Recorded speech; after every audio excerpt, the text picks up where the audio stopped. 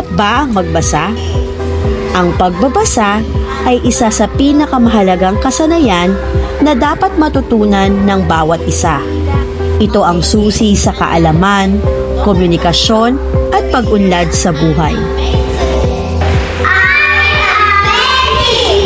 Ako, si Leila S. Bartolome, isang guro ng kindergarten sa 5-5 Elementary School. Sa tulong ng mga programang Project Tele, Project P-Cards at Project Pogs, ginagawang madali at masaya ang pagtuturo ng pagbabasa.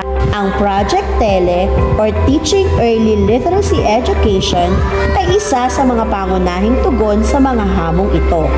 Sa proyektong ito, binuo namin ang mga makulay at nakakaengganyong video lessons tungkol sa alfabeto. Sa ganitong paraan, natututo ang mga bata kahit nasa bahay at nagiging mas madali para sa kanila ang pag-alala sa mga tunog at anyo ng mga letra. Okay, ulitin mo nga yan, ha? Dito ay P-Cards. Ang Project P-Cards o Play Contextualized Aid in Reading and Development System naman ay isang masaya at makabuluhang laro na nag-uugnay sa picture recognition, letter sounds at pagbuo ng salita. Dito, natututo ang mga bata sa pamamagitan ng paglalaro ng interactive cards na naglalaman ng mga larawan at kaukulang letra. Samantala, ang Project Pogs naman or Pupils on Gameboard System ay isang laro kung saan gumagamit ang mga bata ng mga pogs na may nakasulat na mga letra at salita. Habang naglalaro, natututo sila ng spelling, word recognition at pagbabasa na nagiging exciting para sa kanila.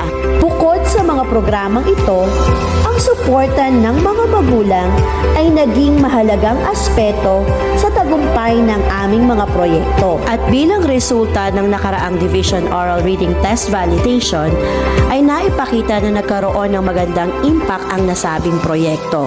Wala nang naitala na bata na hindi nakababasa sa kindergarten.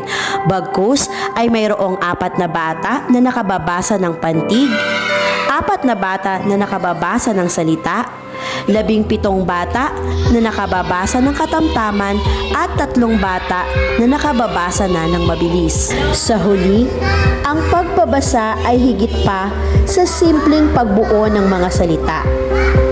Ito ay ang pagbubukas ng mga pinto tungo sa mas malawak na mundo ng kaalaman at oportunidad.